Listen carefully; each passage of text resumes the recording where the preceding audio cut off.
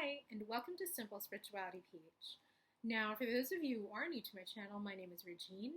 I am an intuitive tarot reader, I'm a Reiki healer, and an overall lightworker. And before we dive into today's episode, I would like to invite everyone who would like to receive notifications of my new videos to please hit the subscribe button below over there. If you like this video later on, please give it a thumbs up. If you have any comments or suggestions you want to say hey, just comment down below. And if you would like your very own tarot reading or Reiki healing session with me, online for now of course, we'll hear the details.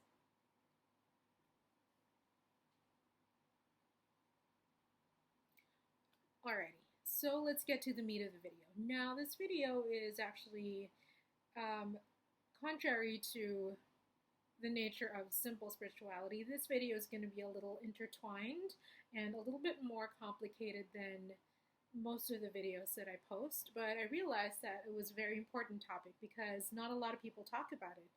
I actually have not heard about other people talk about this particular topic. I'm sure there are people who have, but I have just not heard of it, I have just not read of it, or I have just not encountered it in my experience thus far. But it's really all about the interconnection of balance and sustainability, and in this case, emotional sustainability. Okay, so let's get down to the basics. The other day, let me tell you a little story.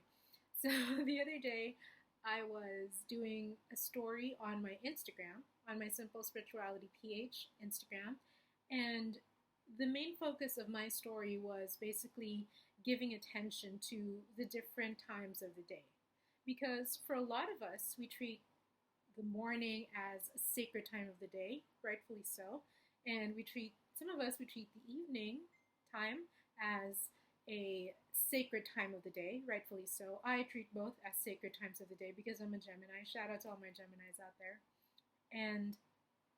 But so I realized that when it comes to spirituality, what you really want to achieve is that kind of balance. It's not all about just putting all your eggs in one basket, so to speak, when it comes to energy. You can actually spread your energy out thinly in a way that supports you and in a way that is actually for your benefit and not against your benefit.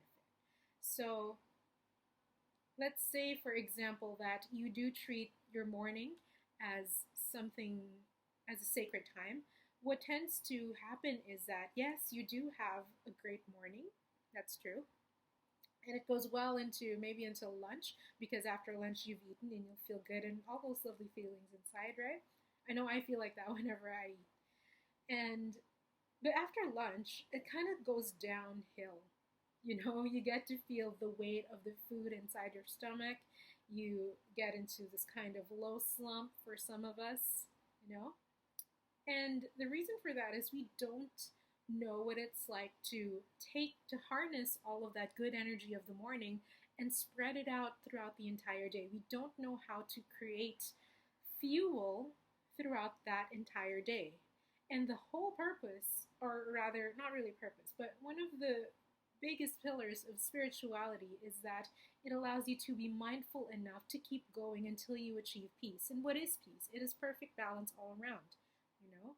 It is a point where everything is just good. Everything hits the mark, you know? Everything is harmonious. There's harmony all around. There is coherence. There's cohesiveness all around. And it goes against, whenever we put all of our energy into just one time of the day, whether it's the morning, the afternoon, or the night, we don't really get to experience what the most useful thing that spirituality, the most useful contribution of spirituality is, which is that feeling of peace. And this is the reason why sometimes when we feel extremely happy, all of a sudden we get out of that happiness and we become sad again. From a completely normal state, we suddenly become negative again, or we suddenly spiral downward. You know, this is the reason why, for example, when you start an exercise, you have so much energy, and then afterwards your muscles get so fatigued so easily. You know, it actually exercise is perhaps um, the most obvious example of that, or the most I can't find the word, the most concise example of what that is. Imagine doing a Tabata exercise or a HIIT exercise, you know, wherein you have so much energy in the beginning, and because you use up all your energy for that one sprint or that 20 minutes, by the end of that 20 minutes, you're all out of energy. And that's usually what happens with your emotions as well if you don't balance them. So that's why I'm linking it now to emotional sustainability. For a lot of us, we do a lot of meditations in the morning, we do a lot of meditations at night, and yes, that's fine. It'll help us to keep going for maybe 2 or 3 hours, but what about the rest of the day?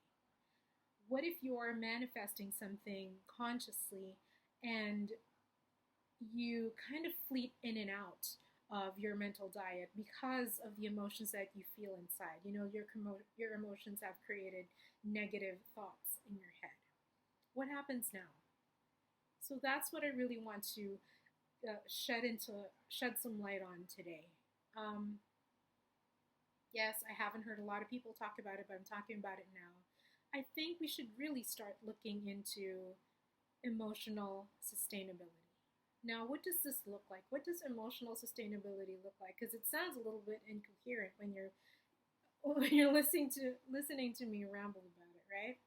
But basically, it's learning how to spend your energy, your emotions as wisely as you can. Let's say, for example, that it's your birthday, you just had a huge birthday party that was a surprise party. You're over the edge, over the top. You know, I would like for you to take maybe 2 or 3 minutes to kind of just like sit with yourself and let your body absorb all of that.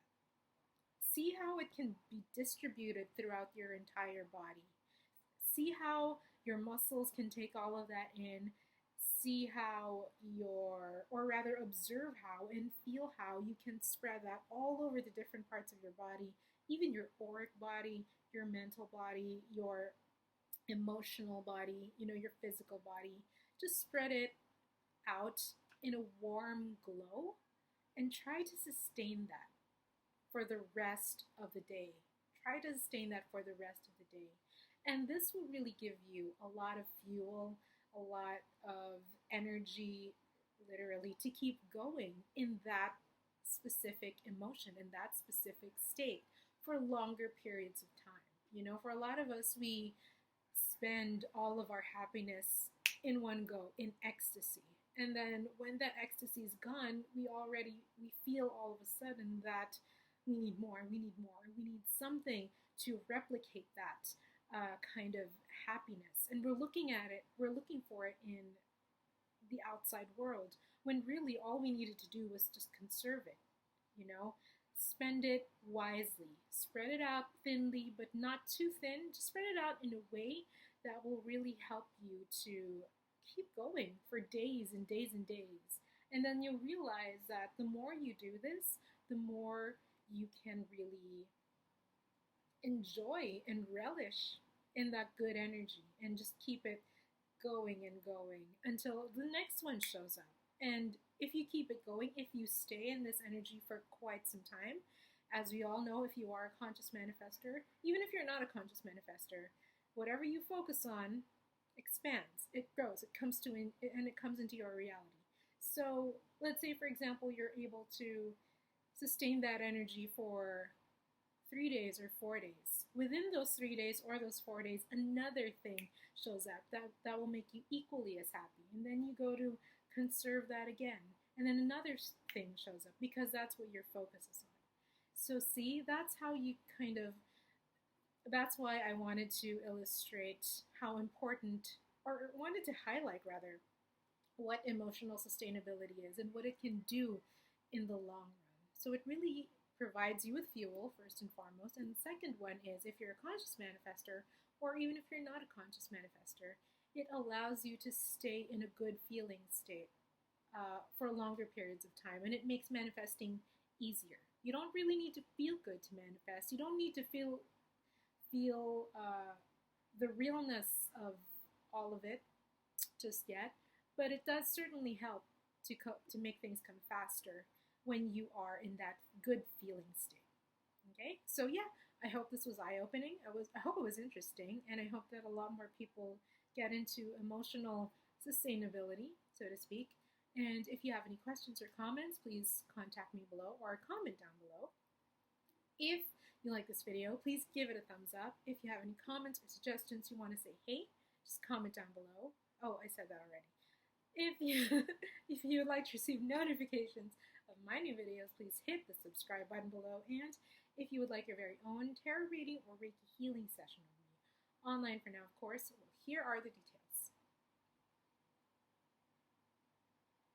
And I will see you guys next time. Stay happy, stay healthy, keep the fire burning, and ciao for now.